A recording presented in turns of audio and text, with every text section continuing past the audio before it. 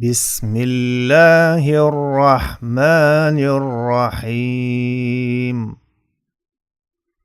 قل أعوذ برب الفلق من شر ما خلق ومن شر غاسق إذا وقب ومن شر النفاثات في العقد ومن شر حاسد إذا حسد. بسم الله الرحمن الرحيم.